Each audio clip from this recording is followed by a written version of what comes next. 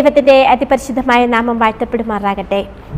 നമ്മുടെ ജീവിതത്തിൽ അനേകം നന്മകൾ ചെയ്ത ദൈവത്തിന് നന്ദി പറഞ്ഞിടുവാൻ, നന്ദി സ്തോത്രം അറിയിക്കുവാൻ, അർപ്പിക്കുവാൻ നാവും ഇതുപോരാ, നാളും ഇതുപോരാ, ആയുസ്സും ഇതുപോരാ. പാട്ടുകാരൻ പാടിയ എത്ര അർത്ഥവത്തായ വരികളാണ്, എത്ര വാക്കുകളാണ്. ദൈവത്തിന് സ്തോത്രം. ദൈവത്തിൻ്റെ അതിപരിശുദ്ധമായ നാമം വാഴ്ത്തപ്പെടുമാറാകട്ടെ. ഇന്നത്തെ പ്രഭാത ചിന്തയ്ക്കായി തിരഞ്ഞെടുത്തിരിക്കുന്ന വേദഭാഗം വഞ്ചന വർദ്ധിക്കുന്നു എന്നതാണ്.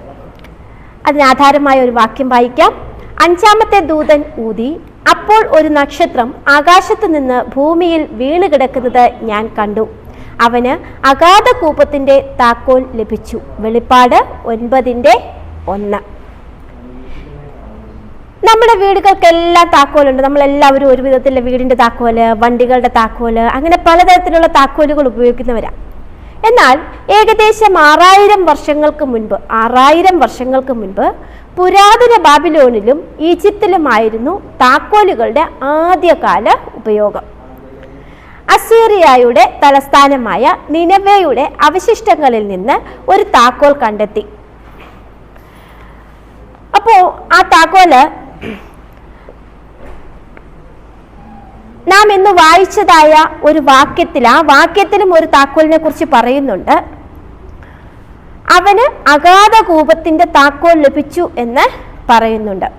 അപ്പോൾ ഈ വാക്യത്തിൽ ഒരു നക്ഷത്രത്തെ കുറിച്ചാണ് പറയുന്നത്. ആ നക്ഷത്രത്തിന് ഒരു താക്കോൽ കിട്ടി എന്നാണ് പറയുന്നത്. അപ്പോൾ ഈ നക്ഷത്രത്തെ നാം മുൻപ് കണ്ടിട്ടുണ്ട്. വേദപുസ്തകത്തിൽ തന്നെ ഈ നക്ഷത്രത്തെ കുറിച്ച് പറഞ്ഞിട്ടുണ്ട്.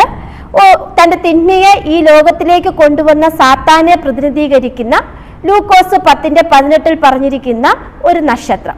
അതുമല്ല എങ്കിൽ വെളിപ്പാട് പുസ്തകം 8-ാം അധ്യായം അതിന്റെ 10-ാമത്തെ വാക്യത്തിൽ പറയുന്ന ഒരു മഹാനക്ഷത്രം ആകാശത്ത് നിന്ന് വീണു എന്ന് പറയുന്ന ആ ഒരു നക്ഷത്രം. ഈ നക്ഷത്രത്തിനാണ് നമ്മൾ ആദ്യം പറഞ്ഞ അഗാധ കൂപത്തിന്റെ ആ താക്കോൽ അവിടെ കിട്ടിയിരിക്കുന്നത്. എന്നാൽ 5-ാം കാഹളത്തിന്റെ സമയത്ത് വർഷങ്ങളായി ഈ ഭൂമിയിൽ ഉണ്ടായിരുന്ന സാത്താന് ഈ നിഗൂഢ താക്കോൽ നൽകപ്പെടുകയാണ്. അപ്പോൾ വർഷങ്ങൾക്ക് മുൻപ് ആരുണ്ട്? സാത്താൻ ഈ ഭൂമിയിലുണ്ട്. അപ്പോൾ ഈ താക്കോല്, ഈ നമ്മൾ മുമ്പേ കണ്ടതായ ആ താക്കോൽ എന്ത് ചെയ്യുന്നു? ഈ സാത്താൻ അവിടെ നൽകപ്പെടുകയാണ്.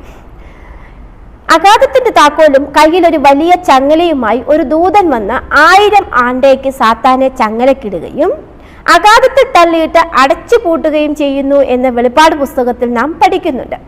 അപ്പോൾ ഈ വാക്യം മനസ്സിലാക്കുവാനുള്ള താക്കോല് എവിടെയാണ് നമ്മൾ കണ്ടത്? വെളിപ്പാട് പുസ്തകം 9-ാം അധ്യായത്തിൽ. അതായത് വെളിപ്പാട് പുസ്തകം 20-ാം അധ്യായത്തിൽ പറഞ്ഞിരിക്കുന്ന സാത്താനെ ചങ്ങലക്കിടുകയും അഗാധത്തിൽ തള്ളിയിട്ട് അടച്ചു പൂട്ടുകയും ചെയ്യും എന്ന് വെളിപ്പാട് പുസ്തകം 20-ാം അധ്യായത്തിൽ നാം പഠിക്കുമ്പോൾ ആ പൂട്ടുവാനുള്ള താക്കോൽ എവിടെയാണ് കിടക്കുന്നത്? വെളിപ്പാട് പുസ്തകം 9-ാം അധ്യായത്തിലെ 1-ാമത്തെ വാക്യത്തിലാണ്. അങ്ങനെ ഒരു താക്കോലിന് ഒരാളെ അകത്ത് പ്രവേശിപ്പിക്കുവാനോ അകത്ത് പൂട്ടിയിടുവാനോ കഴിയും. ജാതികളെ വഞ്ചിക്കാതിരിക്കുവാൻ സാത്താനെ താക്കോൽ കൂടാതെ പൂട്ടിയിടുന്നു. അങ്ങനെ സാത്താൻ അവിടെ അധികാരമില്ലാത്തവനായി തീരുന്നു. എന്നാൽ സാത്താന് ഇവിടെ താക്കോൽ നൽകുമ്പോൾ വഞ്ചനയും അന്ധകാരവും പരത്തുന്ന തന്റെ വേല നിർവഹിക്കുവാൻ താൽക്കാലികമായി അനുമതി നൽകപ്പെടുന്നു. ഭൂമിമേൽ വീഴുന്ന കൂടുതൽ തീവ്രമായ ന്യായവിധിയെ പ്രവചിക്കുന്ന ആദ്യത്തെ 3 കഷ്ടങ്ങളിൽ 5-ാമത്തെ കാഹളം വെളിപ്പാട് പുസ്തകത്തിൽ പ്രഖ്യാപിച്ചിട്ടുണ്ട്. തന്റെ നിയന്ത്രിത കരം പിൻവലിച്ചുകൊണ്ട് ഈ വേലയുടെ ഒരു ഭാഗം നിർവഹിക്കുവാൻ ദൈവം പൈശാചിക ശക്തികളെ അവിടെ അനുവദിക്കുകയാണ്. അപ്പോൾ ഈ അഗാധ കൂപം എന്ന ആ വാക്കിന് ചിലർ നരകമെന്ന് നിർവചിക്കുന്നുണ്ട്. എന്നാൽ ഇത് ന്യായവിധിയിൽ ജ്വലിക്കുന്ന തീപ്പൊയ്കയല്ല, മറിച്ച് അത് സാത്താന്റെ മത്സരികളായ പിശാചുക്കളുടെ തടവറ സ്ഥലമാണ് എന്ന് ലൂക്കോസിന്റെ സുവിശേഷത്തിൽ നമുക്ക് കാണാൻ സാധിക്കുന്നുണ്ട്.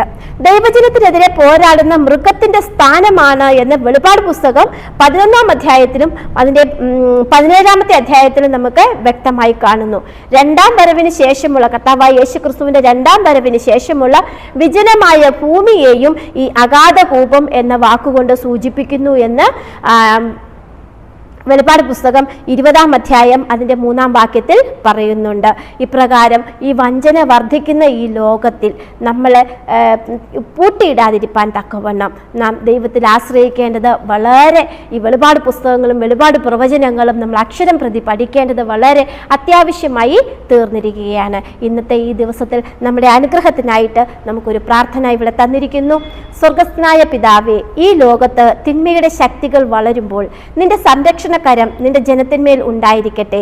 ഞങ്ങൾ കാഹള മുന്നറിയിപ്പുകൾ ശ്രദ്ധിക്കുകയും നിന്റെ പെട്ടെന്നുള്ള മടങ്ങി വരവിനായി തയ്യാറാകുകയും ചെയ്യുമാറാകട്ടെ. ഒരിക്കൽ കൂടി ആ പ്രാർത്ഥന വായിക്കാം. സ്വർഗസ്നായ പിതാവേ, ഈ ലോകത്ത് തിന്മയുടെ ശക്തികൾ വളരുമ്പോൾ നിന്റെ സംരക്ഷണകരം നിന്റെ ജനത്തിന്മേൽ ഉണ്ടായിരിക്കട്ടെ. ഞങ്ങൾ കാഹള മുന്നറിയിപ്പുകൾ ശ്രദ്ധിക്കുകയും നിന്റെ പെട്ടെന്നുള്ള മടങ്ങി വരവിനായി തയ്യാറാകുകയും ചെയ്യുമാറാകട്ടെ. നാം ഈ വായിച്ചു കേട്ട ഈ പഠിച്ചു കേട്ട ഈ ഭാഗത്താൽ ദൈവം നമ്മളെല്ലാവരെയും അനുഗ്രഹിക്കുമാറാകട്ടെ. നമുക്കൊരു നിമിഷം കണ്ണുകളെ അടച്ച് പ്രാർത്ഥിക്കാം. ദൈവത്തിൻ്റെ മടങ്ങി വരവിനായി നമ്മളെ ഒരുക്കുവാൻ തക്കവണ്ണം വെളിപാട് പുസ്തക പ്രവചന പഠനം നമ്മളെ സഹായിക്കുമാറാകട്ടെ. നമുക്കൊരു നിമിഷം കണ്ണുകളെ അടച്ച് പ്രാർത്ഥിക്കാം. ഞങ്ങളെ അളവുകൂടാതെ സ്നേഹിക്കുന്ന ഞങ്ങളുടെ വാഴ്ത്തപ്പെട്ട നല്ല ദൈവമേ, ഹല്ലേലൂയ, സ്തോത്രം. അടിയങ്ങളെ കർത്താവ് അവിടുന്ന് കരങ്ങളിൽ വഹിച്ച വൻകൃപയ്ക്കായി നന്ദിയോടെ സ്തുതിക്കുന്ന അപ്പച്ച. ഒരു പുതിയ മാസത്തിൻ്റെ ഒരു പുതിയ ദിനം കാണുവാൻ തക്കവണ്ണം കർത്താവെ അവിടുന്ന് ഞങ്ങളെ അനുവദിച്ചുവല്ലോ അപ്പച്ച. നല്ലൊരു പുലർക്കാലം ഞങ്ങൾക്ക് ദാനം തന്നുവല്ലോ കർത്താവെ. നല്ലൊരു പകൽക്കാലം കൂടി അടിയങ്ങൾക്ക് തരയണമെന്ന് പ്രാർത്ഥിക്കുന്നു. ഈ ദിവസത്തിൽ കർത്താവെ സ്തോത്രം. പലവിധ ആവശ്യങ്ങൾക്കായി കർത്താവെ അടിയങ്ങൾ അങ്ങയുടെ സന്നിധിയിലേക്ക് കടന്നു വരുന്നു. രോഗികൾക്ക് വേണ്ടി പ്രാർത്ഥിക്കുന്ന അപ്പച്ച, സ്തോത്രം, ഹല്ലേലൂയ. ജോലി ചെയ്യുന്നവർക്ക് വേണ്ടി പ്രാർത്ഥിക്കുന്നു. പഠിക്കുന്ന കുഞ്ഞുങ്ങൾക്ക് വേണ്ടി പ്രാർത്ഥിക്കുന്ന അപ്പച്ച, സ്തോത്രം. വാർദ്ധക്യത്തിലായിരിക്കുന്നവർക്ക് വേണ്ടി പ്രാർത്ഥിക്കുന്നു. ജീവിതശൈലി രോഗങ്ങളുള്ളവർക്ക് വേണ്ടി പ്രാർത്ഥിക്കുന്ന പച്ച. പലവിധ പ്രയാസങ്ങളാൽ കാരണങ്ങളാൽ ഹല്ലേലൂയ സ്തോത്രം ഭാരപ്പെടുന്നവർക്ക് വേണ്ടി പ്രാർത്ഥിക്കുന്ന പച്ച, സ്തോത്രം, ഹല്ലേലൂയ. അവിടുത്തെ വചനം അയച്ച് അവിടുത്തെ സാന്നിധ്യത്താൽ കർത്താവേ സ്തോത്രം അവരെ ബലപ്പെടുത്തണമേ, ശക്തിപ്പെടുത്തണമേ എന്ന് പ്രാർത്ഥിക്കുന്നു.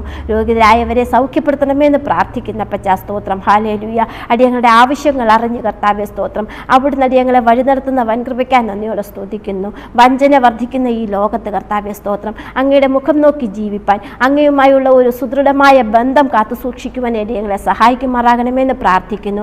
അതിനായി കർത്താവെ അടിയങ്ങൾ വേദപഠനം നടത്തുമ്പോൾ അങ്ങയുടെ തിരുസാന്നിധ്യത്തിൽ അടിയങ്ങളെ കർത്താവെ ഈ വേദപഠനം അടിയങ്ങളുടെ ജീവിതത്തിൽ ഒരു മുതൽക്കൂട്ടായി മാറുവാൻ അവിടുന്ന് സഹായിക്കുമാറാകണമെന്ന് പ്രാർത്ഥിക്കുന്നു. ഇന്നേ ദിവസം പിറന്നാൾ ആഘോഷിക്കുന്നവരുണ്ടെങ്കിൽ അവർക്ക് വേണ്ടി പ്രത്യേകം പ്രാർത്ഥിക്കുന്ന പച്ച അവരെ കരങ്ങളിലേക്ക് താഴ്ത്തി സമർപ്പിക്കുന്നു. ഈ വചനം കേട്ട എല്ലാ ദൈവമക്കളെയും കുടുംബമായും വ്യക്തിപരമായും കരങ്ങളിലേക്ക് താഴ്ത്തി സമർപ്പിക്കുന്നു. അവിടുന്ന് അനുഗ്രഹിക്കണമെന്ന് പ്രാർത്ഥിക്കുന്ന പച്ച, സ്തോത്രം, ഹല്ലേലൂയ. അവിടുത്തെ തിരുസാന്നിധ്യം അടിയങ്ങളോട് കൂടെ എപ്പോഴും ഉണ്ടായിരിക്കണമെന്ന് പ്രാർത്ഥിക്കുന്നു.